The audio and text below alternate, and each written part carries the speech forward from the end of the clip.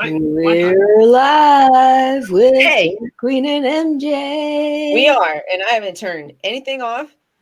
I'm just in here pretending like I don't have work to do. Oh, I mean, you're doing work. I mean, I don't know what you're doing over there. I was actually doing work. I was looking at a work email or text message here, getting clarification on some stuff that we were talking about earlier. You and I.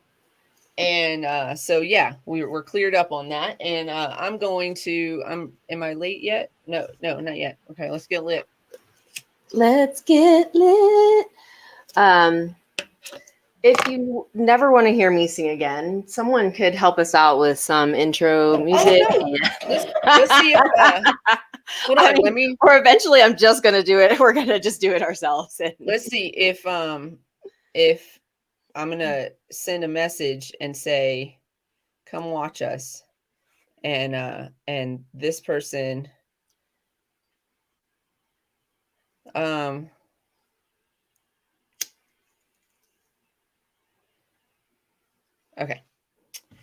So there we go. Hopefully we've talked to somebody that could possibly, that possibly might want to,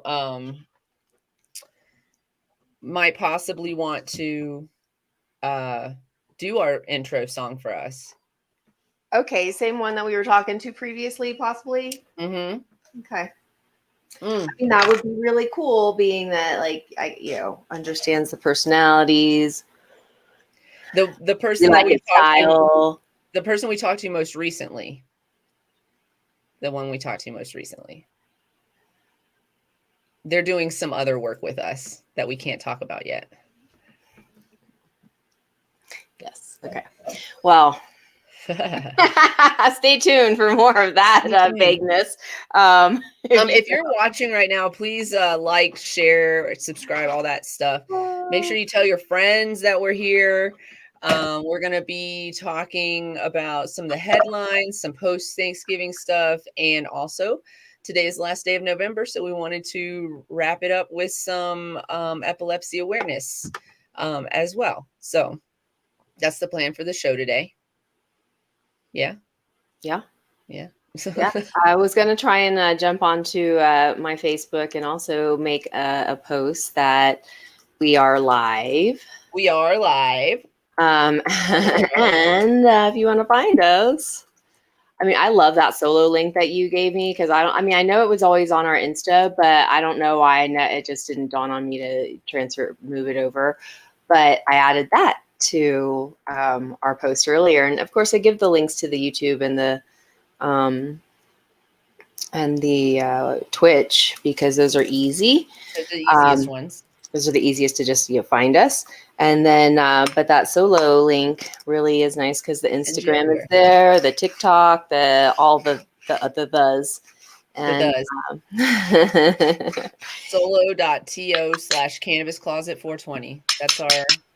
It's like a link tree. If you guys know what link tree is, it's the same thing. It's just a different platform.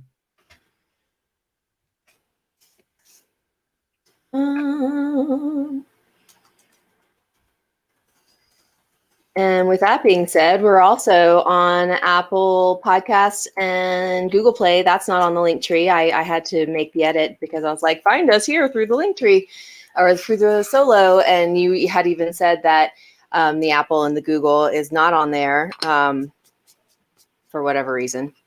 And I haven't put them on there yet. That's why. Oh, okay. So it can be on there.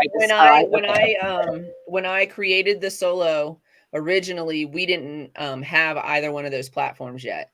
So that's why I didn't put them on there, because they didn't exist. Moving on up. Yeah. And we got picked up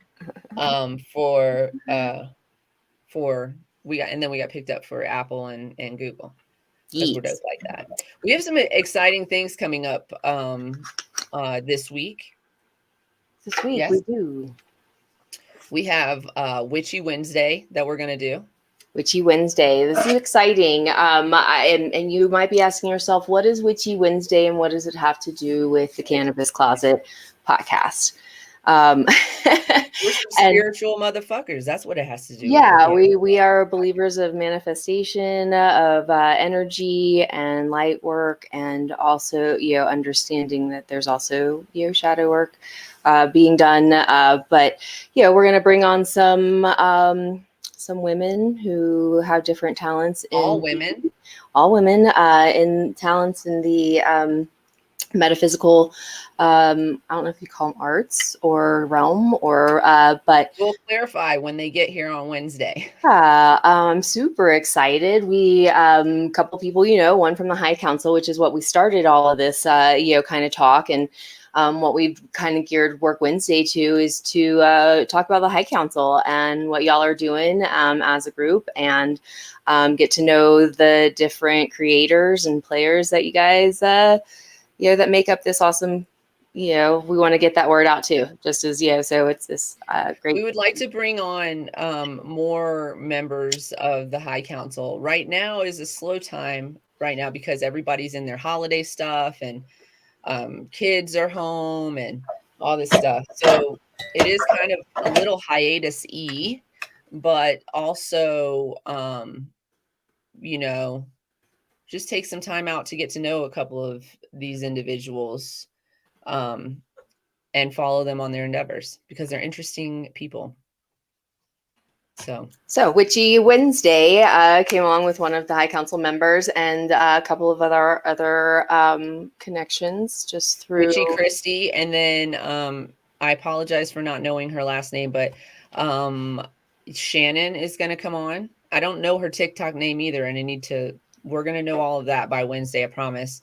And then a young lady that we recently have had the pleasure of seeing and experiencing her vibe. I mean, she's dope as fuck. And her name is Evolving Empress on Instagram. And it is, hold on, I wrote it down. On TikTok, it is, did I write it down here? I thought I would have. I did write it down though. Give me a second. I'm fairly certain I did. It is Lovely Pisces 317, I want to say. I knew the Pisces was in there. She was great. She's I can't wait to energy was time with her personally. And yes, I'm definitely I definitely want to get a reading done, probably before or after the show. And then Shannon does something with rods that I'm not really familiar with, so she'll have to explain that to us. We want to talk about the good that we see in light work and how it can be really positive and lead us into the right directions in our life. But we also want to talk about the bad and the ugly stuff too, because there are people out there who are saying that they are light workers who actually don't, they say they can do things that they can't do. They convince people that they are something that they're not. And so we're going to talk about those things too. It's kind of like another version of that snake oil salesman, or basically saying, but in terms of the way that it's presented. I want to say this. Why it's being done. It's being done on social media for in some cases monetary, and some, that's the thing, is that, there are light workers that they are being compensated for their talents, for their, and there are different aspects of it. I was listening to one, people don't, when you see psychic, and it just got such a stigma itself. We did that. The 90s did that. We did that. Yes. And so to get to hear or get to listen in on different connections, different ways people receive and are able to move the energy around or talk to the angels or spirits that are around them that are guiding, their readings. So there are different aspects and how we're guided and how we're connected. So I'll tell you, I'm friends with Witchy Christie. I've not had a reading from Witchy Christie. Oh, and that's not true. That's not true. She did just like a small reading for me on a day when I was like, I need somebody to tell me, like, can you pull a card for me kind of thing. But it wasn't like a full reading. And I just met, can we say met via text and via video? Shannon is her last name. P. Do you know her TikTok address? And I just spoke with her, but from what I understand, she uses rods to do readings, which I'm not super familiar with. And I heard about her through others. But what I was we were talking about this, and I said that we might want other guests on.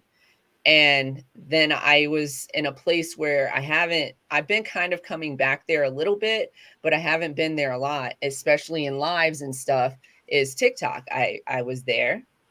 I just showed up there, and this woman's live shows up on my feed. Now I don't follow her or anything. It just shows up, and her energy was palpable.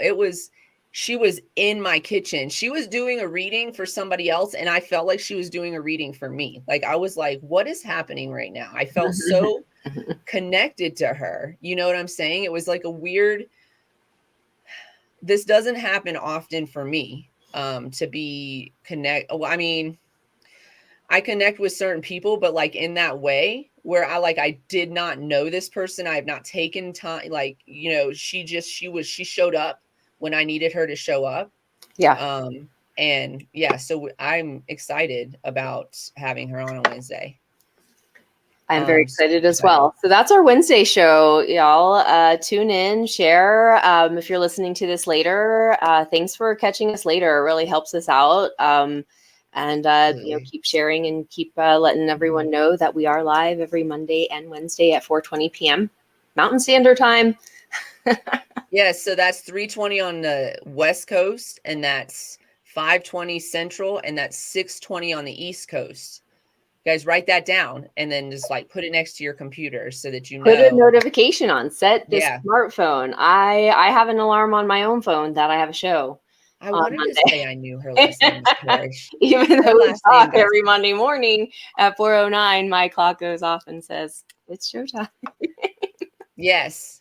So I have the alarms on my clock too. I mean, obviously we have to be here. We don't have any choice. Shannon Parrish .3333 is her TikTok handle. It's 4:33. So look at there. And so if you guys want to go check out some of these individuals prior to them coming on the show on Wednesday, definitely do that. I highly recommend it. I'm super excited. We're going to cover light workers in a very positive light. And also we always want to, oh man, I just got a big smile on my face. I know, that's super exciting. I lost my train of thought. We always want to, navigate through the bad and the ugly stuff too, because that stuff exists in everything that we do in this life. So it's best for us to try to recognize it so that we can recognize the good versus the bad and not get, the wool pulled over our eyes. Holy shit. I'm so well, with that being said, I think we're ready to dive right into our show today. Welcome to the Cannabis Closet podcast, everybody. Canna Queen? I am Canna Queen, and MJ. This is MJ. Oh, I did it. I almost did it wrong. You saw I almost did it wrong. And today's show, it is the end of November, and November is Epilepsy Awareness Month. And so we've been stealing factoids from our friend Kev, and he's joining us today to wrap this month up, even though we need to be aware all day, every month, every day, go away after the month of November, and so let's go ahead and bring our guest in. I'm gonna I'm just gonna shoot a text to let people know that we have this special guest because I feel like some people might have questions for you. So we'll just. All right. Well, I'm gonna go ahead. Go bring him in. Bring him in. Introduce him. Bring Skunkle Kev in, and what's up? What's up, ladies? How are you? It's good to see you. How you doing? Yes, and especially with knowing how y'all have been at home. Thank you for no worries to your fam for giving us thank you. time. Thank you, Tiff. Thank you. We love you. Love you. It's all good. Sending you guys good vibes. Let's see. So introduce yourself, Kev. We've been about epilepsy and getting little things going this past couple weeks, and so we're so happy to have you here. And thank you very much, MJ. Thank you, and Ken Queen, thanks for having me as well too. I'm here pretty much because, like, number one, I want to thank you guys for the mission you went on this month of really spreading awareness about epilepsy. It's kind of a disability that flies under the radar, for lack of a better term, and I'm happy to see some light being brought to it. I appreciate it on many levels, from a medicinal cannabis point of view, and also from a friend point of view. To be honest with you, it's very sweet that you guys are doing this, and I hope more people follow your lead in at least spreading awareness about it. So thank you very much. Briefly about myself, I will just say I have a cannabis background in a legacy market for about 15 years now. I currently work on the legal side of the market now for many different things that I involve myself in. I'm like how vague we all keep it. Like, we came on here like we got some stuff from this person that we talked to. No problem. No, we did it too. We did it. Don't make me we nervous. Did it too. So, we did it when we started the show. We were like, and we're doing this thing, but we can't tell y'all about it yet. Yeah. Right. So some things I want to tell you guys about. I obviously Farrah and MJ, I have NDA signed and stuff like that. I'd love to share with you guys, but I cannot do that at this moment. But I've been in the market for a while. I am a certified endocannabinoid specialist by the American Journal of Endocannabinoid Medicine and Cannabis Science and Technology. I will say this: there's less than 12% of us floating around America right now, including doctors that are in study right now. I say that as a lesson, not as a brag of anyone who says that. I don't say that to bolster or to talk about myself. I say that in regards to, I hope everyone else out there goes after the information that we deserve as medical cannabis patients and moving forward. Mm-hmm. Agreed. Absolutely. Yes. And so this was something we're going to actually bring you back when we decide to have a sit down and actually talk about the endocannabinoid system in detail. I think that would be an interesting show and a long show. Yes. I mean, we have to talk about parceling it up into sections. Like that's how, I mean, and again, this information is available and you were able to get certified, not being in the medical industry side of it. And so that's, again, we can all do something to increase our knowledge about our bodies. Yes. No, I agree. And MJ, people like us and Farrah, like, we can be bridges of information for people that sometimes don't want to talk to a doctor or things of that nature. And if I'm allowed to say, like, I very much respect the medical community, but they're taught by book and by what drug reps tell them. Yeah, and you know stigma, what I mean? Yeah. So, not their fault or anything like that, but doctors learn a discipline to then, that's why it's called practicing medicine. So, your background is that you are epileptic. You have epilepsy. All my life, yes. I was diagnosed with epilepsy when I was 18 months old, but I showed signs of it the third day I was born. Yes, ma'am. Mm-hmm. Wow. Yep. I've been living with epilepsy now. Because, like I said, I just turned 41 yesterday. So happy birthday! Specifically to Farrah and MJ, thank you for the birthday. So, I've lived with it all my life. It did go dormant when I was 12 years old to about 18 years old, where I very much flourished in life. But it was always kind of around on the back of my head. And then in college, it came back with a vengeance. And I've been just learning to live with it. Do they know why that happens? Yes. So pretty much with a person like me, I was born with a brain deformity in the back of my head. So it was not I have no blunt force trauma. I wasn't dropped as a child. Like all the stories that you really hear or anything like that. I've had no blunt force trauma to my head. There's no in my DNA genome. There's no even that I would signal for it in my family or anything like that. One person in my family did have epilepsy before me, but that was after a fall. So that wasn't really like, you know what I'm saying? So it couldn't go there. I just, I jokingly always try to say, and for anybody that's listening, and MJ and Queen know I use comedy to kind of at times. So like, you know, I just hit the genetic lottery ticket, you know what I mean? So, you know, but yeah, I've been living with it, and, you know, I've had a good life. It's been a rough life here and there, but at the same time, you know, I get to meet good people and do good things. Can doctors tell you why it goes dormant and then comes back? Is it because of the way? Especially in teenagers, believe it or not, puberty can be a huge reason as the brain's truly developing from the ages of 12 to 18, you know. Is that with the chemicals in your body necessarily, like exactly. what our system and how you're growing and whatnot. Exactly. The medication thing, where you continue medication while you were on it, like did they have you on a regimen, like, and has it changed? Yes, so I was on a regimen up until I was about, if I remember, I was 11 or 12. Don't quote me on the exact year, but I was 11 or 12 when I was able to be weaned off of medication for a few years. And when it came back when I was 18, 19, I was directly put back on medication. So I've known a few years of you know, of not having to be medicated, not taking medicine and things of that. Yeah, it's been a wild ride, you know, back and forth. And please feel free to ask me anything. I'm sorry if I don't, you know. So when did you become familiar with cannabis and how it could help you with your epilepsy? Great question. So I was not aware of cannabis being in any way, shape, or form beneficial to my epilepsy. My father, out of reading a study once on a plane, went to Library of Congress, Washington, D.C., just started looking up things about seizures and stuff like that, and he found studies from the 70s and the 80s that were done in the Middle East and also other European countries that showed some effects of cannabis, directly CBD, because we had known from the 80s at that point that CBD was starting to be around. We just didn't really know how to control it or what it was really doing. You know, we didn't have Ethan Russo at the time. So, you know, like it was a new world for many people. But there were some tests that were showing that it was to it. So when I was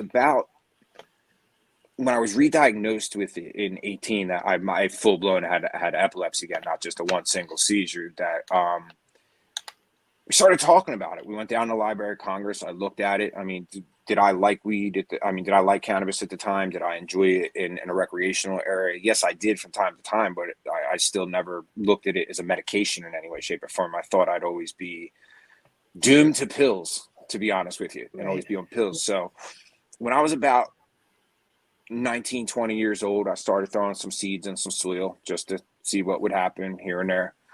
And I started to just learn through different, at the time, we didn't really have what everybody's spoiled with right now. Right. You had what you had. Strain variety. Got what you got. Got what you got. Yeah, I mean, what you got was what you got. But in the area of, like, you know, when Dro was really starting to come out, I started to know a difference in my health. And like when we were able to grow higher yielding medicine that was just a little bit more full spectrum, that we can get into in a little bit, but it was just more of a broad case. I knew it was there from the studies, but I didn't know what it was, guys. You know what I mean? I couldn't stick my finger on it. I couldn't point a finger at it and really do that. And I just kept up my reading throughout the years of anything that was published about medical marijuana at the time, that everyone always wanted to call it, and, you know, just what was going on in other countries, what was going on in California in the 90s. It was just it was really just a time for me to explore what was best for me at the time, because historically neurologists will tell you, you know, just take this. If that doesn't work, we'll take that for you, or we got this for you, we got that for you. With someone like me who's idiopathically intractable epilepsy, intractable means incurable. There's no cure. There's no medicine. There's no surgery. There's nothing on God's green earth right now that we know of will cure me of my seizures. But to deter and keep my brain safe and lessen my seizures, cannabis has been the key, most definitely. I came to that conclusion probably about 12 years ago. You know what I mean? I guess I've been a medical cannabis patient on the books for, I don't know, 8 years, 9 years now, something like that. I truly don't know the year anymore. It's somewhere around there. Somewhere back there. Yeah, but as a cultivar, I definitely learned different strains to grow. Been blessed by many different mentors, and that's kind of like where it came from. Sorry to get in the weeds there, guys. I feel like I'm talking too much. No, you're good. I get to hear all day and listen. Like, I know, the more you talk, the less we have to talk, and then and they love it. Look at the comments are lit up right now. They're actually, they got quiet for a moment and then they started up again. They were like all listening. So, you started growing your own when you were younger. Yeah. And then did you use it, I guess, because we didn't really have as much information back then. I'm going to assume you used it as a smokable Yes, I did at all times. Yes, I did. I did not use it at the time. That's a great question, Farah, in regards to means of method and things like that. Like, at the time, hash was a thing. You know what I'm saying? We could get the hash if you wanted. That was for more a good time though. I didn't know it's, I had heard whispers of Herrera, but I didn't develop any time into it. I didn't put my homework into it at the time, nor material available to me to really get that took just years of knowing a good dude from a dude from a dude from a dude, you know what I mean, to get that. But that was more or less, it was definitely smoking. Smoking is the best thing for right now for my type of epilepsy because of my CB1 and CB2 receptors. I always want the quickest method to my brain. Do I understand and really want to note smoking a foliage to my lungs at all times as a human being is good? No, it is not. I don't want to claim that. But for right now, for my delivery method and what's best for me, I choose to smoke at this time. Yes. You keep it consistent also with edibles and or tinctures or Yes, great question. Great question. So I do choose to smoke in the times that I do not have the smoking available to me, MJ. I do use tinctures. I do use edibles. I do use any delivery method you guys can really think of. I have used. I'll even venture in to say, I mean, some people are uncomfortable saying it to it, but there are suppositories out there for epileptics that also at the same time. And I want to be very honest with you. It's my favorite thing to talk about. It is a life-saving thing for many people who have Lennox-Gastaut syndrome, for people who have really, really hard types of seizures, shout out Charlotte. I appreciate for what you guys did last show. So I'm just saying that, it's not the most comfortable suppositories thing. Great for organ illnesses, Crohn's disease, and IBS as well, ladies and gentlemen. Just a Canadian company just released a suppository. I saw a headline on the MJ Biz Daily about a suppository company, in Canada. So endometriosis, ladies. Yep. I don't even know there's the one company that does the Foria. Yes, the Foria. And before Foria, I know once upon a time when Colorado first started, there was a company that was doing suppositories, helped so many patients, and then they got blooped out with the licensing. I hate it that the licensing pushed them out. Are meds case by case or age by age or anything like that concerning children with autism and or epilepsy? Sure. Especially with kids and absence of seizures, is there like a case by case thing, or do we dose by age? I would say, just based on my knowledge and experience, we are going to dose based on age, size of the body, and level of tolerance. So once because what we would do with kids is increase their tolerance over time so that they could get a larger amount of cannabinoids being therapeutic and not getting them high is the goal. So we want therapeutic use of the cannabinoids in the medicine. And with kids, we know they're not smoking, they're using oils. I want to speak to that a little bit because you and I have talked about this, but a lot of companies started pushing CBD because of Charlotte Figge and her family and their fight. And then once CBD was recognized as a medicinal product for used for epilepsy, because this is kind of where it started with Charlotte's Web. Hippie's Disappointment is it's one of my favorite stories. I love it. I love that they were like, this is shit. And then they were like, oh shit, this is amazing. But let's talk about isolates, CBD isolates, and the difference between using an isolate and using a whole plant or mini cannabinoid model. Sure. And Farah, if it's okay to piggyback off the question, another thing with kids especially, and traditional medicine thinking does cross patterns with cannabis right now. 10 milligrams per dose right now. In regards to children, you want to build right to now, that too.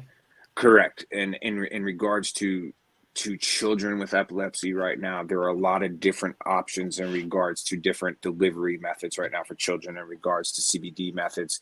And specifically, I will say Epidialex. We can go a little further into Epidialex down the woods, but Epidialex is a CBD based medication that was approved by the FDA. I want to say 3 or 4 years ago. You guys can definitely fact check me on that. I'm not 100 on 3 or 4 years ago, but I was one of the adult dummy patients on it, and I have experienced using Epidiolex.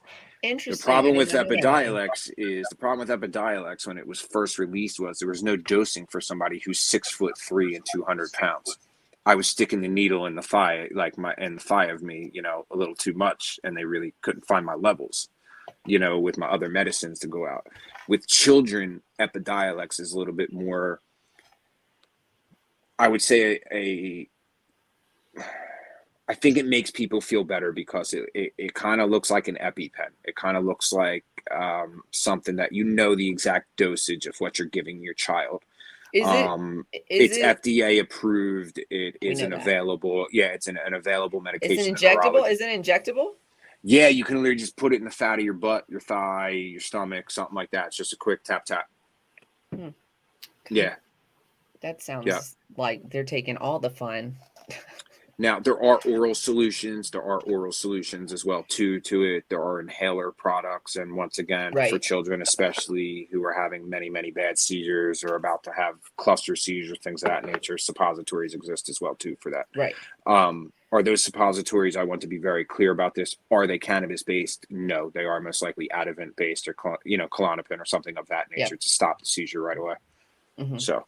But there are cannabis-based suppositories. Yes, very much so. Very much. Regardless of what's in that suppository, if you are a caregiver, prepare yourself. Yes, ma'am. Because you are going to have to administer that. If you're a caregiver to a child or an adult, if that person is in distress, you are going to have to administer their medication. Right. So keep that in mind. And you love that person. And sometimes they taught you to eat with a fork, and sometimes you taught them to eat with a fork. So just keep that in mind when you got to do stuff like that. I love y'all. Sorry, Queen. I don't want to override. No, it's okay. I apologize because I agree with you. And I'll be very, very blunt about this. The main ingredient of let's not lose. Everybody wants to say CBD, THC, CNC. Right. Let's actually talk about what they are. We're talking about cannabidiol. Okay, and if it's not a unique thing that only is to Epidialex. CBD can be grown and synthesized in many different ways out of the cannabis plant. Oh, where'd your sound go? Hold on a second. We lost your sound. What happened there? Oh, wait, I think I heard you. Come back. Am I here? I'm sorry. Oh, yeah, you're back. Sorry. My bad. So what I was saying was, really cannabidiol, cannabidiol is not just unique to this company. You know what I mean? Cannabidiol and Queen, as it's just right now, it's all over the place where you can really get it. And what people have to remember about CBD and cannabidiol in regards to epilepsy is really its anticonvulsant effect. It's not a silver bullet to just cure epilepsy. I mean, its really true benefit is to really be an anticonvulsant effect, you know, both as an agonism and an antagonism to both the CB1 and CB2 receptors.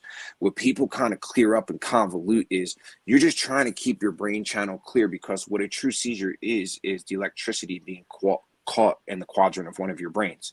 So you just want to keep your brain at a certain shit. You want to kind of keep your brain waves at a certain level where they're not really like either peaking, slowing. You want to be able to not, I don't want to say in a meditative sense, but you really just want to try to keep your brain waves clear and calm at all times. That's why the clear channel that you want to really be looking at with cannabidiol and CBG is from the CB1, CB2 receptors to TRP1 to PPAR, and then the gross protein receptors, the 55, 3, 6, and 12, 15. Pause. That's really what really is being done there, where Farah, you and I will hold on. Yes, ma'am. Pause. You're not just talking to us, so we're gonna rewind a little bit. Yes, tell ma'am. everybody okay. Oh, we lost him. He's gonna come back in a second. I know this for a fact. It's fine. We're going to talk about don't worry, it's gonna be right back. Don't play with my lighting. I feel like I look like we're going to talk about. Sorry. No, it's okay. It's okay. I'm sorry. Hey, listen. Do you know what this show is known for? Technical difficulties. So it's really what the show should be called, not the Cannabis Closet Podcast. Ooh, that's right. God, my bad on that. That was totally me, not the ladies, by the way. No. Everybody listening, that was me. So we're going to back up a little bit. We're going to talk about, okay, so people know that CBD is a cannabinoid. It's a well-known cannabinoid. You can find it anywhere. I think that the explosion, like the knowledge of the fight and the winning of the fight for Charlotte Figge and her family kind of did this explosion of CBD. So now people think, oh, CBD is the end all be all, and that's what I need for the seizures and for the autism and for the, you know, and everything, right? It helps everything on that spectrum, though. It is an aid in all of the spectrum. I want to start there. Is that's this big explosion that has happened, right? But then you mentioned another cannabinoid, so I want you to tell. So CBD we know is good for helping people relax and helping with mediating with seizures, any kind of tremor disorders, things like that. Because what it does is it helps relax the body. It helps bring the body to an even keel. So that's why it helps in those situations. It's also great for treating depression and anxiety, mood disorders such as that. It helps with inflammation as well, and it's very synergistic with the well-known cannabinoid THC. So everybody knows what THC is, right? But you mentioned CBG. So can we talk about CBG, what it's good for, why it is actually necessary in that combination when we talk about the cannabinoids necessary to treat epilepsy or to help mitigate some of the seizures? Yeah, what is CBG? Because you lost them at CBG. And we're gonna go through that statement and then we're gonna keep moving. No, I'm sure as everybody been listening, I have a very Jersey They accent. love it. So Farrah and MJ, just, you know, with my accent, you know, do my words. Oh, we love it. This is great. You can talk. It says right here. I love the way he talks. It says it right here. Love the way he talks. Love it. Keep it. CBG's but Next is giving you a hard time. Next is giving all right. Next, like, geez. Okay. So CBG. What is CBG? Tell our audience. For my man, me and Next, CBG is very important to us because cannabidiol is a very important cannabinoid right now. It acts as a neuroprotectant itself and an antioxidant of the brain. So let's just capture those two words right there. Let's just pause and go right there. Okay. A neuroprotectant of the brain. What's also very dope about CBG, everybody loves the movie The Godfather, right? Cannabidiol, the godmother of all cannabinoids. Everything that you have in the plant started as CBG. The super frustrating thing for me as a cultivar, and I'm getting better and better at through everything. I want to grow more and more CBG. I want to synthesize as much of it in any natural way whatsoever. We used to not be able to grab it because of so we would have to grab it before such trace it converted amounts. But now there are cultivars out there that are high in CBG or higher in CBG. So Higher. all of that CBG doesn't transfer into other cannabinoids, just less of it does. So it's interesting. And we can spin it. Right. And we can spin it. We're going to start seeing more CBG on the market, and it is a neuroprotector. It works, again, they all work synergistically together. Correct. To do their job. So the next thing you said was then they connect to CB1, CB2. You went into the TR receptors. Yes, So, TRPV receptors. So start with just a brief explanation. You guys, we're gonna put a whole class together, so don't even worry about it. And then you can take it and get a full explanation. But we're gonna do a brief explanation of your CB1, CB2, and your TRP receptors. Go. Okay, so CB1 receptors are expressed throughout your body in a number of different ways. Okay, but specifically, one of the first main ones are CB1 and CB2. They're right here, guys, above. You can basically say above your eyebrows. It's the open door when we smoke and we get that feeling. That's just the CB1 and CB2 going out. Now, one is an antagonist, one is an agonist. We can get to that in a total different show. Let's not just stick on those two words. Stick on the easy. They work in binding effects different ways. What I refer to again as full spectrum medication, as you keep hearing us say. Mm-hmm. Why, Queen, if it's okay, why I just pick up right there? It's really important to me that people understand that, full spectrum medicine is, to me, and whole plant extract, you can't beat it. You can't. You can't. Ladies and gentlemen, you can't. You just can't. The plant grows together for a reason. And done in the right way and not rushing something just for $1 or just to use a catalyst to mimic a specific. Ladies and gentlemen, he's married. It's too late for you. So I'm not really a fan of it. And just due to my studies, I just feel that whole plant extract definitely is the way to go, because I simply look at it this way throughout the world. We really probably have had cannabis for about 6,000 years. Really, if you really, really look at everything, and it wasn't broke 6,000 years ago. It wasn't broke 2,000 years ago in China. It's as old as that. It wasn't even. It wasn't broken BC. It wasn't broken AD. It wasn't whatever terminology you want to use. I think everything that's going on in the cannabis industry is excellent. I like all the advancements of everything. I like the technologies being used. We can get better and better medicine. But where we're talking about, when I say the spectrum, everyone, as someone with epilepsy, I share a lot of the same anxieties, a lot of the same. Can't believe I'm doing this for you right now. A lot of the same anxieties, a lot of the same. I have a lot of the same fears that a lot of people who live with a lot of other disabilities that you wouldn't think. I share a lot of things in common with people who have diabetes. I share a lot of things in common with people who have depression. I share a lot of new people who have severe anxiety disorders.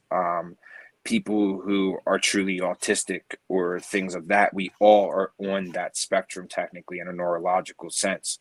So I share a lot of the same things, and that's just, guys, I'm just preaching about full spectrum medicine. Please just, if anything you take from this, please just, I know it's at the dollar store or what's at the gas station may be cheap, but don't buy it at the gas station. Don't. You're better off buying your candy and your soda, and do not waste your money on the gas station. Because we're not even there yet. We're not in a place where that's. I mean, I wish we were. I wish it was on wherever you can get it, you could get it, kind of thing. But right now, we still got to make sure everything's tested and safe. I'm from a city you can get whatever you want at any time. So I'm saying, listen, I was back in Florida. Of course, but what I'm saying is you shouldn't in this time frame and on this timeline and in this time frame right now, you should not be buying your stuff at a gas station. That's like some years down the road, once everything's being tested and a little more regulated differently, you know, I think it should be in the open market too. I don't disagree with you, but those of you who think it should be open market, but I also think it should be safe in the open market. I think, you know what I'm saying? I'm gonna. When I was in Florida, you know, I did find some king palms at a, you know, at a little, you know, just shop that my friend took me to. It was where she gets her wraps and everything. And he's like, yeah, he's like, I have jars. You know, he's like, shows me. It looks like flour. It's labeled sativa and indica. I was like, I can't even. Like, it looks like the fancy jars you get at the, you know, the Veritas or whatever. Yeah, exactly. Like you making me nervous. Yeah, and so I was just like, oh, don't give me a plastic bag, please. But he did anyway. Please. No, I'm laughing because I regularly get the plastic bag out of my dispensary, but they put it into a locked container, but they put it in the plastic bag still first. They're still old school like that. A little bit, I appreciate it, but a little bit. I was about to say it's kind of a wink, though. I kind of feel it to the legacy market. I can understand. You know, and I like that you call it the legacy market. My facility up there, you know, does too. They let me bring my baggies back. I bring back clean ones, and they just, yeah, because I transfer it over into the drams when I get home. They take back sandwich baggies. They will fill my stuff with, yeah, like when I get re-up, they'll like take my bags back and they'll, you know, relabel it. And I was like, where are you buying your Sorry, I'm just joking. No, I used to like keep all my, you know, plastic bags and I'd take them back, you know, because again, they'd package it, I'd take it home, I'd put it in my dram so the baggie doesn't get all gross. And then next time I go up, take my baggies back and they slap another sticker on it or peel the one off and slap another one on it. Did I tell you about the guy that he got so mad at me? It was in the beginning days. Oh, yeah. where he got so mad at me because I had to we didn't even have to put it in a locked container or anything. It was just baggies and it just couldn't be seen by the public. So it had to go in a brown paper bag. And he was so mad about it. And then on his way out the door, he like rips his stuff out of the bag and balls the bag up, throws it on the floor, like stomps out of the store. I'm like, bro, I'm just trying to do my job right now. I just started. You saw that camera that I did my part. It was back in the real sketch days, so we didn't have cameras everywhere where they should have been probably. And I had just started that job. I think I was like a week in, and I was like, bro, like what? Just reuse the bag. I always have something I can use, even if it's just burning it in my fireplace. I can take a bag. I try not to take plastic bags. Well, but even then, is it your town? Is it your town that I was in that they don't have you can't get a plastic bag in that town? Nope. Vail and Avon, they do not have plastic bags available. You can buy paper bags or you can bring your own. Or you can get out, or you carry all this. I went into a convenience store. I didn't know. So like I go in to a convenience store high, and I buy a bunch of snacks. And then I was like, "Can I get a bag?" And he goes, "Nope." I was like, "What the fuck?" Nice. And then he started complaining to me about the law. He's mad about it. He's like. Not okay. So anyways, this is how this show goes. Sorry about it. Back to CB1 receptors. CB1 and CB2 receptors, yes. Yeah. So they're expressed like mainly throughout the whole entire body, but we just went over, you know, where they are in your brain. CB1 receptors are mainly, they're through your nervous system, your liver, your reproductive system, your cardiovascular system, your skeletal system, and even your GI tract, to be quite honest with you, is, you know. And the other one a lot of people don't know, which is being experienced, experimented with athletes right now, is pure muscle culture and tissue with the effects of pure THC and CBD. There's some studies being done right now about, for example, one person who takes injectables of THC and CBD, and there's other cannabinoids within this mixture they're doing when they tear their ACL. And then another individual who doesn't use that when recovering from an ACL. I'd have to do some big digging on the study, and I can get it to both of you, but it showed that the athlete that used this new healed almost close to 3 weeks sooner and ready to play. I mean, you're 100% ready to play. Now that has a lot to do with like blood transfers and plasma and things of that nature, out of my league in regards to chemistry. But I do definitely know the study too. Yeah, I would definitely say that. You know the depth of my scientific knowledge. No, that one is definitely just out of there. And the only thing I'd really say about like CB1 is, you guys heard me say GPR like all GPR is an acronym is for gross protein receptors. Now they're all over our body and things of that nature, but in the brain specifically, it kind of mediates signaling down the brain chain. You know what I mean? So it's really important to always like keep that in mind too.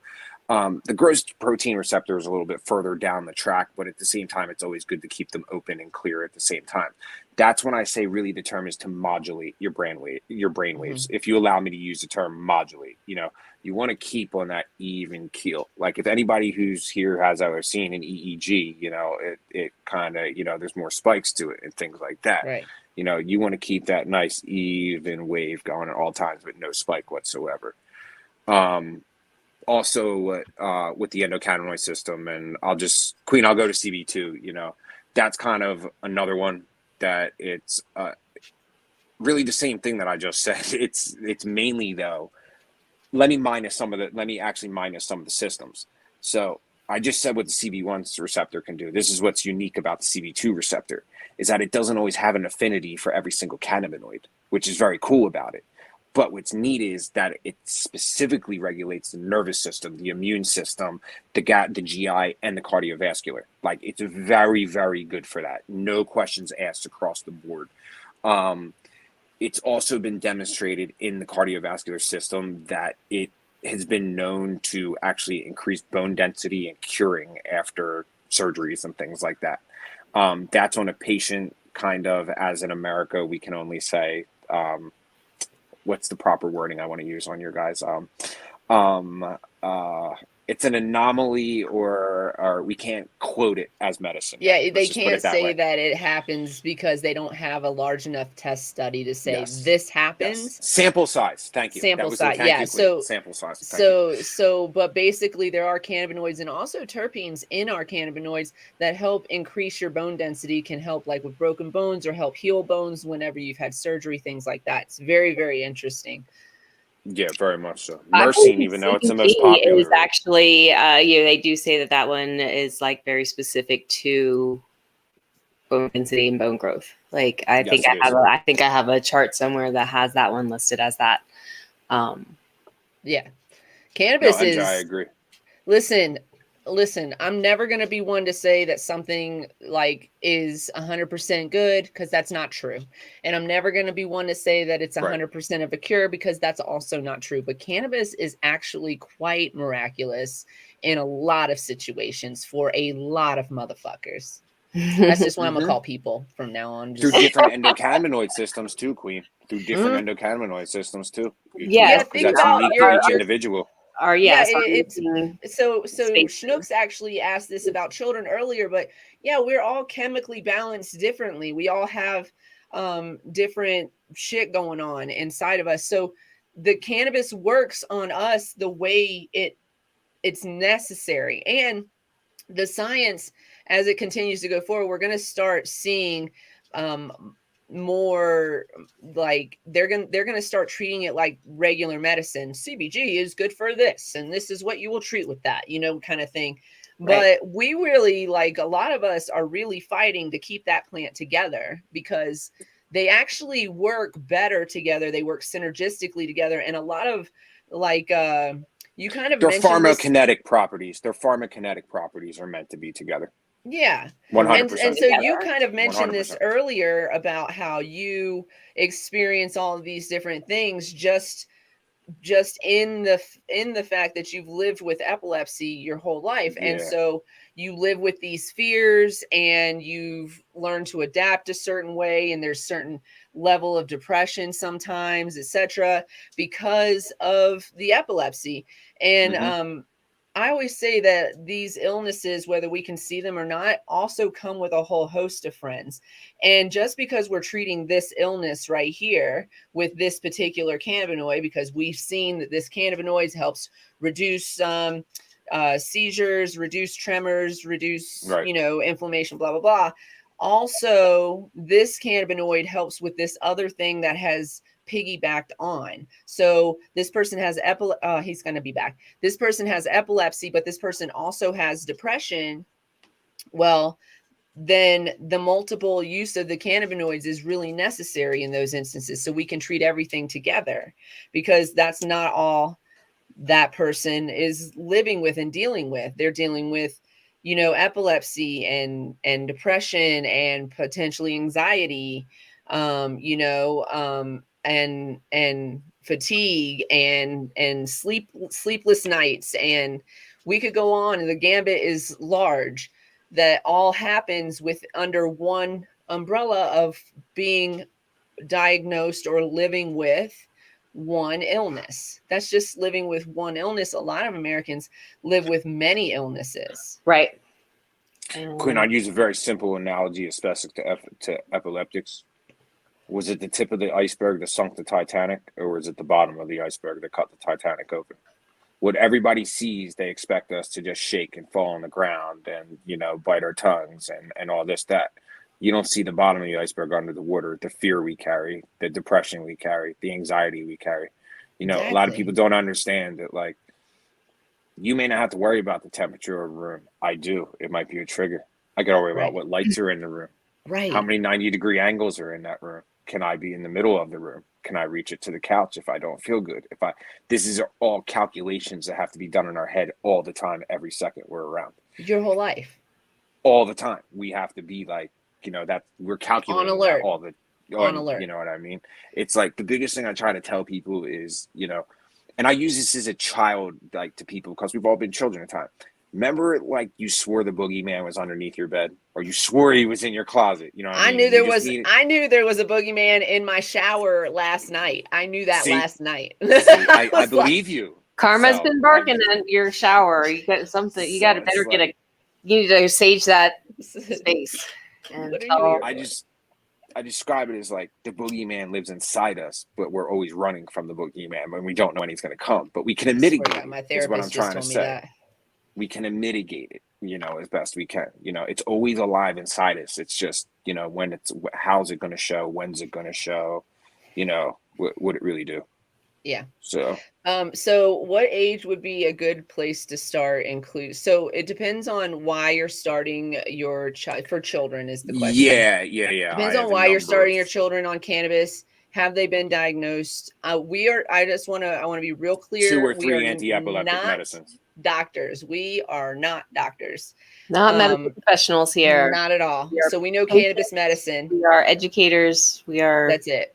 Yes. So, if you are treating your child for whatever autism, I didn't mean to say whatever, for autism, anything on the spectrum, for epilepsy, anything across the board. Right. So if we're treating our children for that, we want to start low, go slow with everything. We're always going to treat with oils.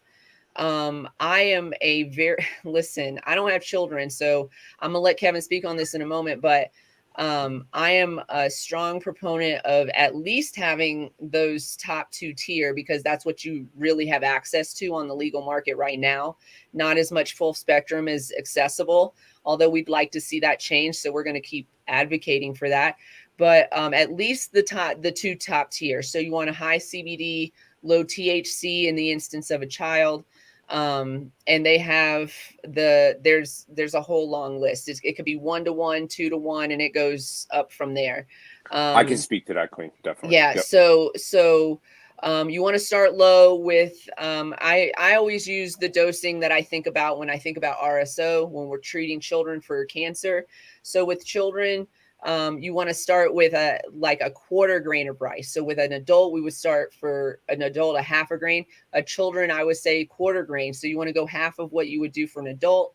And then every 4 to 5 days, we want to try to increase that dose and kind of pay attention to what's going on with the child. How is the child reacting? We want to keep that individual child or adult, when we're dosing like this, in a safe environment where they feel comfortable, where there's lots of hydration, there's snacks available. In the instance of really in the instance of life, but especially in the instance of cancer, we want to stay away from sugar, because sugar feeds cancer. We don't want to feed it. And then that's where we would go from there. We would continue to increase until we got to our optimal dose. Optimal dose means that the cannabinoids are working therapeutically and not getting your child high, or the patient high. They're working therapeutically. And so when the cannabinoids, including THC, are working therapeutically and have a place to go and have a place to work, then there's I've noticed this. And I would say patients notice this. This is anecdotal for sure, but I feel like there's less instance of a highness and more instance of a medicinal therapeutic treatment. And that's, from cancer patients using high dose RSO. So Kevin, can you speak to this piece on using a cannabis with children potentially, and how dosing would ideally potentially look? Sure. Dosing with children, I would like to number one say,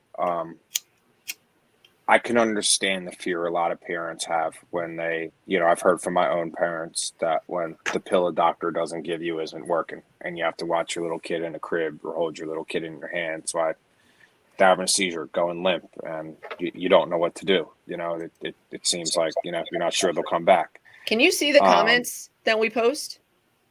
Yeah, I just saw Schnooks pop up. Okay, yeah, so yes, I just want to, because while you're talking, I wanted to make sure you saw this comment too, because it's kind of speaking to what you're saying about how people aren't sure. Sure. Yeah. So what I would say is, especially with children who are diagnosed with epilepsy, not just one seizure. Okay, I want to make this a very clear, because I don't want people to get scared. If your child has one seizure, yes, you still take them to the hospital and let them see a neurologist. Definitely go from there. But it's really 3 or more seizures in a short span of time, or within 6 months, to really be really considered someone who has epilepsy, especially with children and their young bodies really, really starting to mature each day.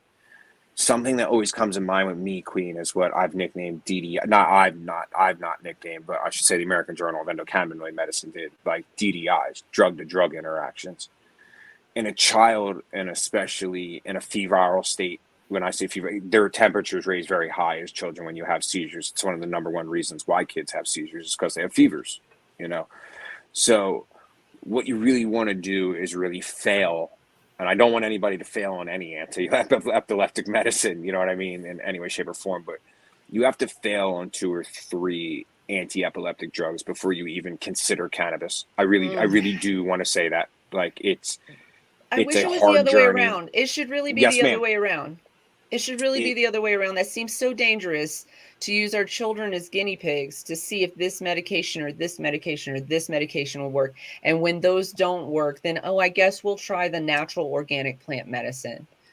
That's where I will say the beginning of why I said neurologists are disciplined, practiced creatures. They know off of 30 years, this pill works for X amount. Like, it's not throwing gum at a wall. We can't look to cannabis first. No, it's not being looked to first in any way, shape, or form. It should be the first choice. I do on a regular basis. I do on a regular basis, fight for access for children with the Epilepsy Foundation, as they do great work to help for access for children to, specifically cannabidiol. But definitely with dosing methods in young children, I would really, really stay away from ever trying to really introduce THC at a very young age in regards to... Unless they need it. That's where THC should be introduced on a where I would say would be with a pharmacist and a doctor's consultant. Definitely and someone, any of this Yes. All of it, conversation all of it. is done with a cannabis-friendly doctor, Exactly. pediatrician. Primary care, Absolutely. Do not just Exactly. take our word for it, please, because none of us have a medical license to practice medicine. We do not. We know about cannabis. But what I will say about cannabis is that the THC part not being for children is what they have told you. This is false. The high part, this part of the psychoactive part, first of all, CBG blocks psychoactivity. So if we maintain full spectrum cannabis and we maintain CBG in that mixture at the percentage it needs to be, it can create a therapeutic effect with THC as opposed to a psychoactive effect. I want to say that first. Second, everybody, children included, have endocannabinoid systems. And if they are sick, there's a high likelihood, and a lot of people won't tell you this, there's a high likelihood they are endocannabinoid deficient. And that's a whole nother show. But there's a high likelihood that they are endocannabinoid deficient, and that's why their body is getting sick.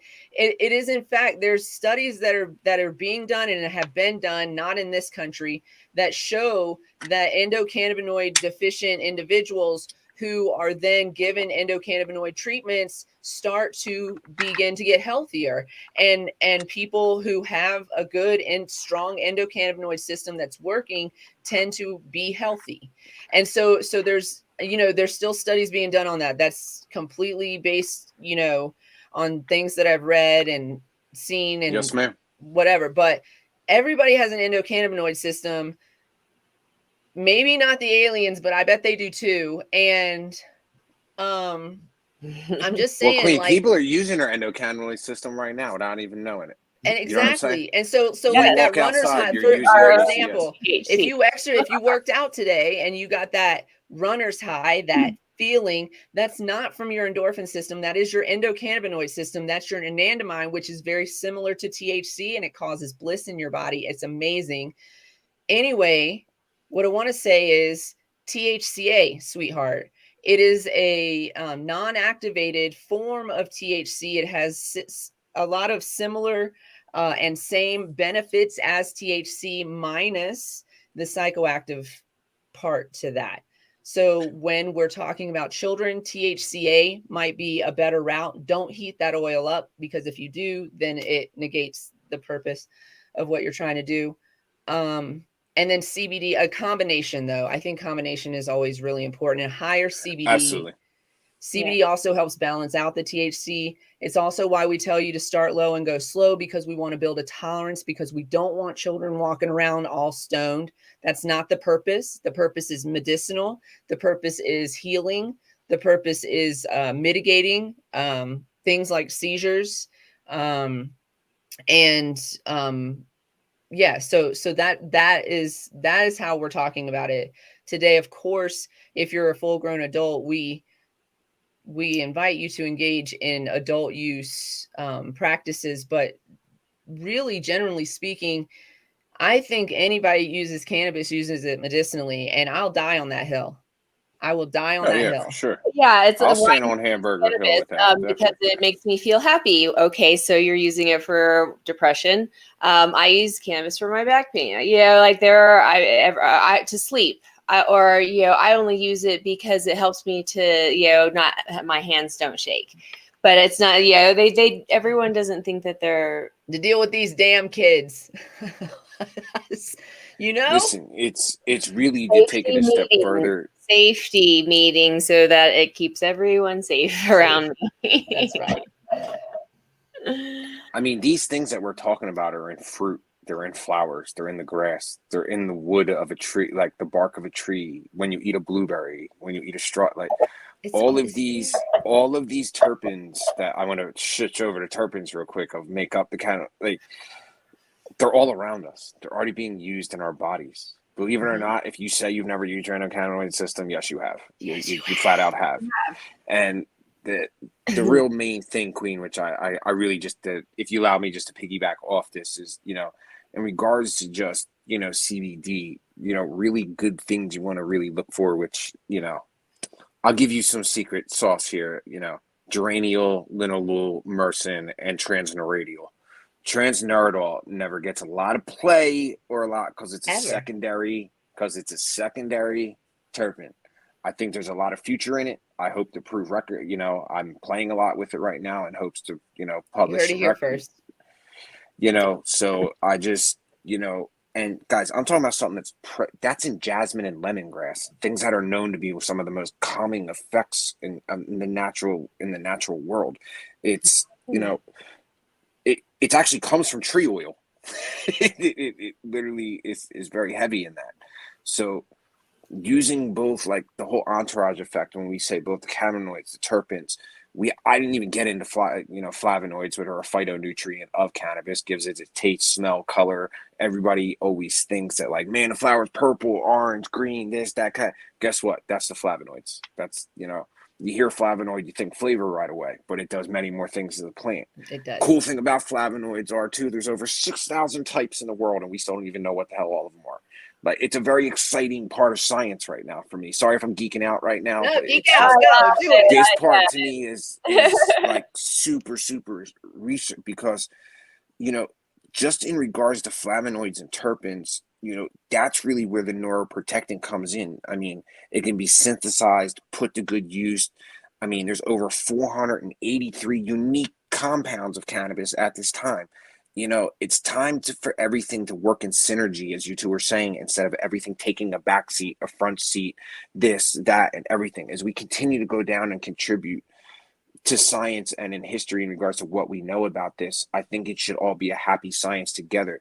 Because in the end, guys, what we all want in regards to, if you're a human being who is happy, healthy, you're queen of the world of cannabis over there. You know what I'm saying? Like, you know, we all just want homeostasis of the body. We just want homeostasis of the body. That's and that term, I think that term can be used in a laughing matter, but also at the same time, it's really what you want of your body is homeostasis to any disability or what you want in life. And this flower provides some pathways to that. Yes, absolutely. You know. So I went on a geek out session there. No, Sorry, that's what we want. Yeah. And for anybody who thinks that that you've never used your endocannabinoid system, it's impossible to not use it, because you actually create endocannabinoids inside of your body. Within your body.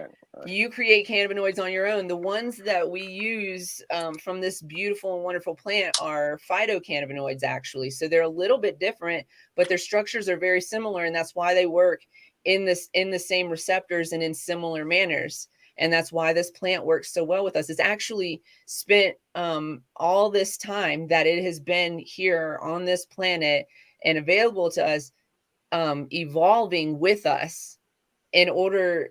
I mean, how do we have endocannabinoid? How do we have something inside of our body that mimics what's inside of this plant? How is that? It's because of evolution, because we evolved together. And we're meant to be together. Which is indigenous to Earth as well, too. We're meant to be together. In the words of Smokey, God put this here for you and me. There used to be this poem on one of the bars that I used to go to in Tampa, and it said, pot is a plant that grows in the ground. If God didn't want it, it wouldn't be found. So for all you fuckers that don't get high, shut the fuck up and give it a try. Right.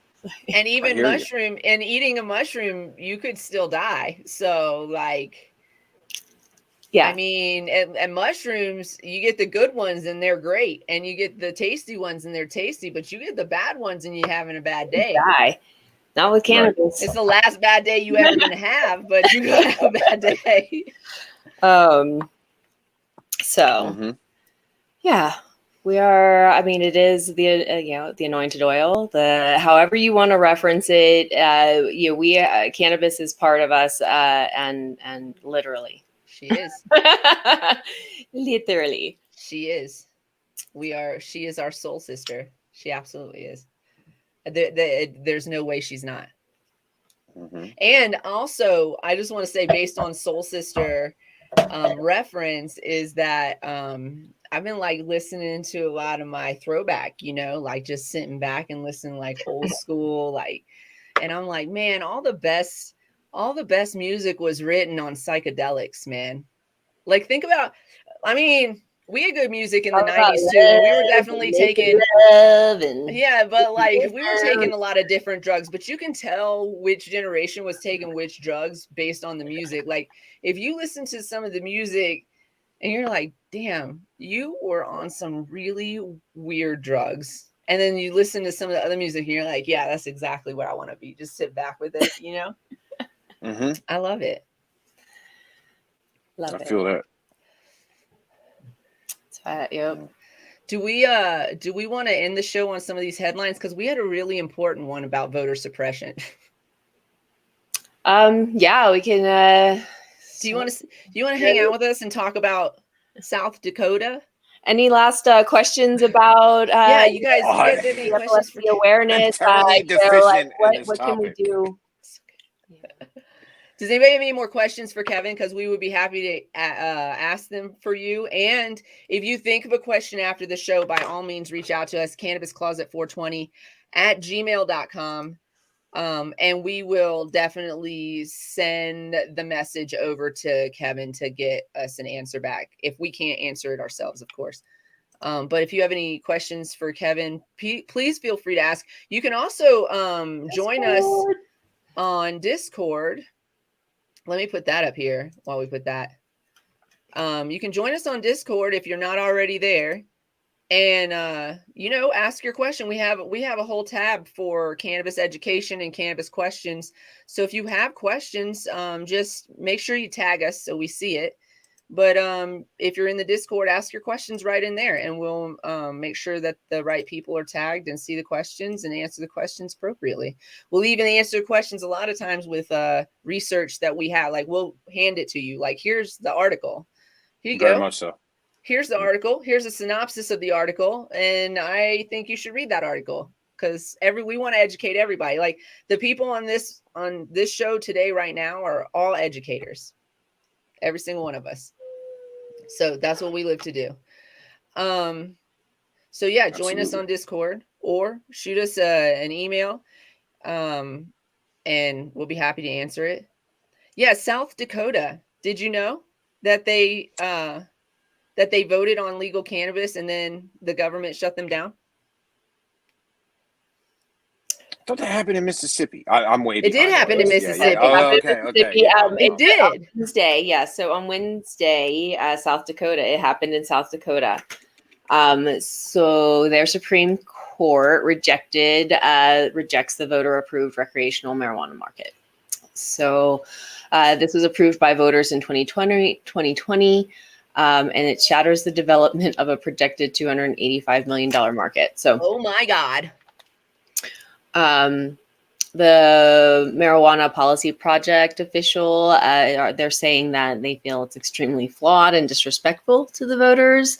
And they pledged that the advocates were continuing to work towards legalization. So did they state a reason for it? Because like Mississippi was like, well, here's the loophole that we found you in. Let me see if I click on this link, if it takes me to what they actually, that was just a little snippet. Germany, if you guys remember. But on the next headline, Germany is legalizing. So I thought Germany did. I saw that. Yes. Yeah, I've been wanting to go back to Germany since I was a little girl. I'll go back. Let's go. My mom's German. My mom is not, but she was stationed there and I got to live there for a little while. And I think that we should do the show from there. Legal Germany, smoking blunts. Let's do it. We're going to start a fund. Let's see. A Go to Germany fund. So if you guys, while you're looking for that, if you guys remember, Mississippi pulled this shit too on their voters. The voters voted for legal cannabis. Was it medical for Mississippi? Or was it adult use? I can't remember. It was medical. So in May, Mississippi medical. High Court voided voter-approved medical legalization referendum. In November 2020 election, 54% of South Dakota's voters approved adult use legalization. But a state highway patrol superintendent filed suit against the measure on behalf of the state's anti-marijuana governor, Republican Christine Neame. Neame. I don't know how to exactly. I'm sorry. A lower court and now the state Supreme Court on the eve of Thanksgiving and 7 months after oral arguments ruled that the referendum violated a single subject rule. Let's see, it doesn't say. I have to then click on a link to see what that single subject rule is. Why just write it out, reporter? Why we gotta do the fun? Like now you're taking me, oh my gosh, into a very legal looking document. We do want to do a cross-country cannabis trip, actually. That is kind of a goal of ours for our future. That's not a lie. We want to go to all legal states, broadcast from there, meet cool people in the industry in those spaces, and smoke blunts. So there it is. I've put that out loud. If you'd like to help fund that trip, you can send the Cash App to me, Canna Queen DGO. I will appropriate the money appropriately. Lady is over here whining at the top. I don't know if you can hear her. She is pretty only. So Mississippi was medical, I think. Mm-hmm.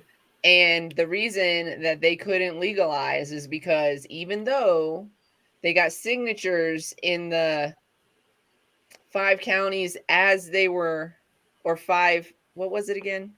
Was it counties? We'll call them counties for right now. It's not the right word.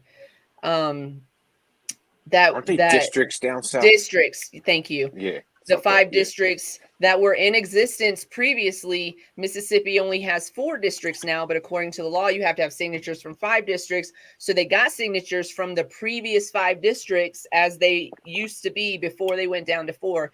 And that loophole got the initiative kicked out and the ballot reversed. So they stole the vote based on bullshit. So what is South Dakota's reason? This is fun. Okay, so I'm just gonna read it because the way that it sounds, I'm like, oh my god, I can't even. So there's this Matt Sweich, MPP's medical marijuana policy project, deputy director and campaign director for South Dakotans for Better Marijuana Laws, characterized the court's ruling as deeply flawed. The court has rejected common sense and instead used a far-fetched legal theory to overturn a law passed by over 225,000 South Dakota voters based on no logical or evidentiary support, he said in a statement. Sweich said the ruling, which argued that the referendum comprised 3 subjects, recreational cannabis, medical marijuana, and hemp legalization, relies on the disrespectful assumption that South Dakota voters were intellectually incapable of understanding the initiative. Wait. So they're saying their own citizens are incapable of understanding what they voted on. Wow. So they're like, we think you guys I want to move there and move. I want my kid to get in that public education system. They're like, please sign me up. So we think you guys are stupid. So we're just gonna null and void your vote. Is that what they're saying? Pretty much. So they did. They said they're stupid. They said you are too stupid to make a real decision like this. Thank you for voting me into office. You weren't stupid then, but you are stupid now. Now, this is an interesting quandary, because what are you going to do now that both sides of the Fed government want to pass? Like, then what are you going to do when the MORE Act goes and the FREE Act goes? This is where I think Mississippi and South Dakota are setting themselves up for destruction. Why? It's such. I'm baffled. I'm baffled because 68% of Americans literally last presidential voting, 68%. Literally the people that are voting against this are almost all, if not all, Republicans. I just want to say that for the record, conservative Republicans. And almost all of them only care about money, except when it comes to this issue. When it comes to this issue, they will let, how much did you say? Was the 285 million. Yeah. For the first million. year. That was in 1 year, right? Mm-hmm. Don't care. Don't care. I know, and it's like your state's doing that well. You can just say don't care. Like what? On this one topic, on this one single issue. Every other issue, they're like pharmaceuticals. That's why. That's it. That's it. That's it. Bottom line, it's pharmaceuticals. That's it. The pharmaceutical industry is shoving more money into their pockets than, I guess, not even into their pockets directly, because they're not even shoving as much as the state would make.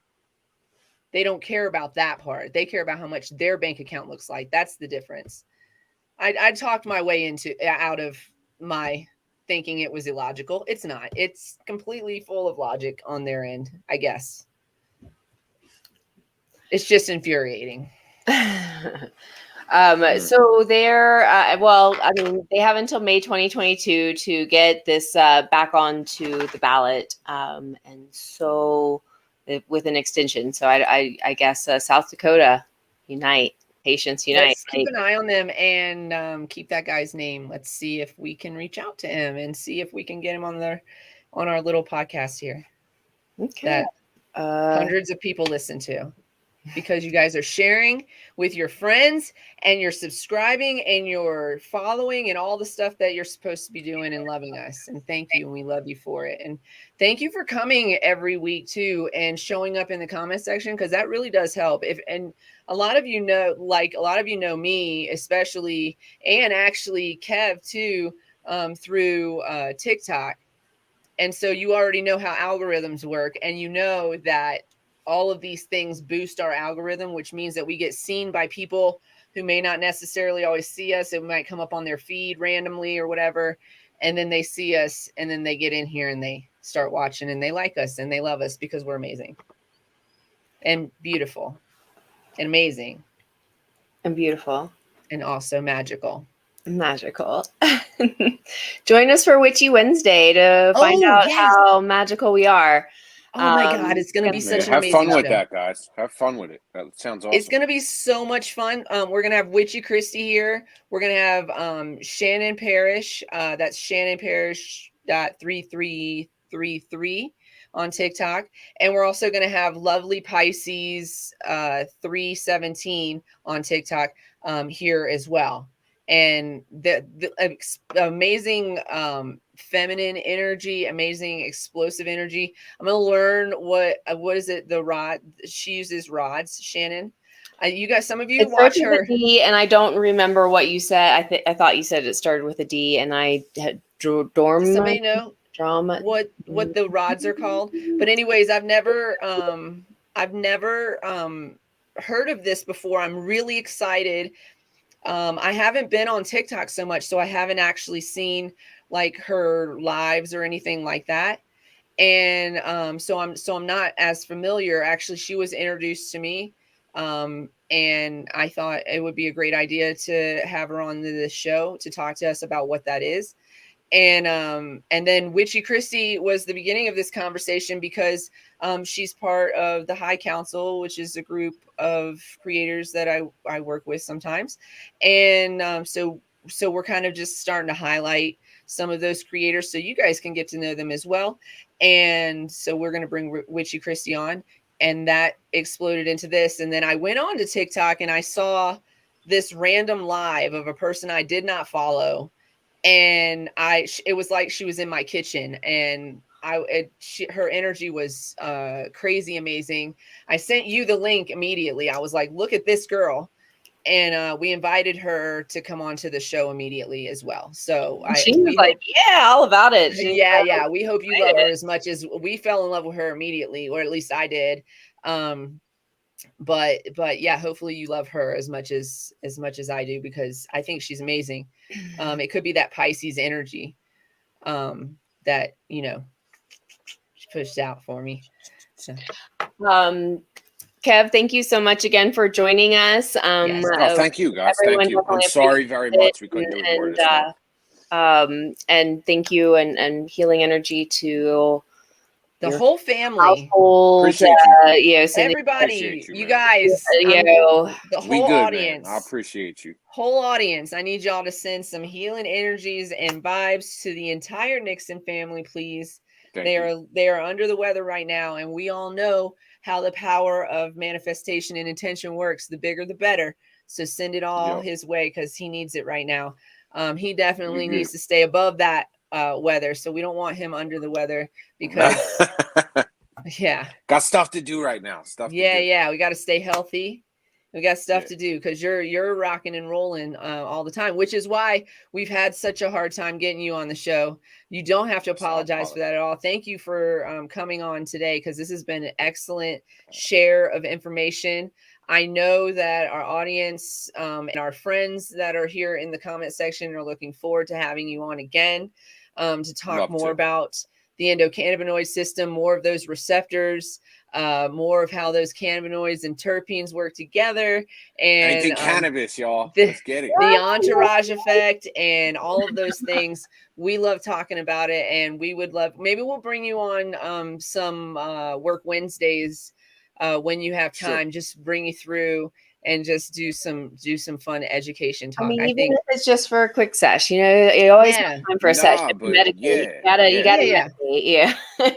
If you would come hang out with us, if we were on Discord at that time and you would come hang out with us on Discord, if we were there, then you could come hang out with us on the show. How about that? If we're on the air, sure. Yeah. Sure. If we're on the air, come hang out with us here. So yeah, it was amazing. Your knowledge is, as always, just there's so much, and you're so impressive to me. Thanks. I always appreciate our conversations because I always feel like, we can have like a real back and forth because you've taken this time to study. People in the Discord, if you have questions again for Kevin or for me or for MJ, feel free to put them into that cannabis questions page and just tag us so that we can come in and share. And also it could be a show idea. It could be something like, hey, we're going to actually talk about that on the show. So let's, I'll give you some general information probably because I don't like to leave anybody hanging. And then we'll follow it up with a show. So I feel like that would be a little fair trade right there. So you guys get in the Discord. It's cool. And ask questions, and then we'll answer those questions and then make a show out of it. I feel like that would be really fun. And Queen, can I if it's okay, like if anybody ever like wants to ask me anything or anything like that, and if you feel more comfortable, like talking to Canna Queen or MJ, and it makes more of a safe environment for you to speak to me or things of that nature, please feel free. But I really do. I would like to say that, like, MJ and Canna Queen are very educated in what they're doing, and they're doing the right thing for women. And I think there's a lot of moms that could maybe look at their daughters and look at MJ and look at Canna Queen, and don't make me they're cry doing something in the industry. There's something in the industry that's not something easy to do, and they doing it in an industry that's very male dominated. And keep doing what you're doing, man. Reach the next rung on the ladder, man. Keep it up. Thank you so much for that. We really appreciate it. This has been an amazing show. If you got them, light them because it's time to wrap it up. And if you're on the East Coast, buy Agrikind. Peace. No. If you're on the East Coast, buy Agrikind. I don't mind throwing a little shout out there.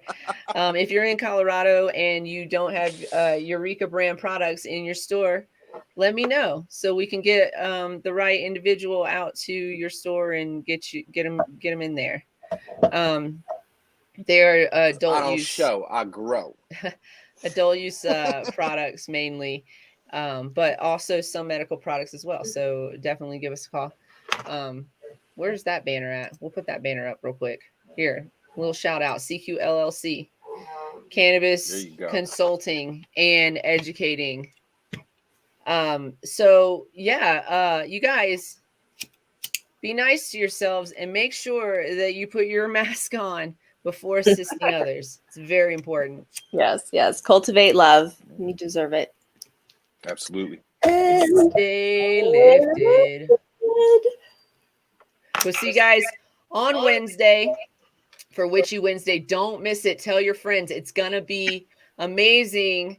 I can't promise there's going to be live readings on air, but there might be if there's time. I mean, we're hoping and we want to. We might do that. But be prepared for Cash App, because I don't want these ladies coming on here and spending their time that they would normally have clients doing stuff for free. So keep that in mind. Treat it like kind of like a drag show, like throw tips into their Cash App. Yeah. It's an exchange. It's an energy exchange, you know? Energy exchange. You give them some energy and they'll give you some energy. Yes, that's how it works. All right. We love you guys. We'll see you next time. Wednesday, 4:20 Mountain Ladies, Standard Time. I love you. Thank you very much.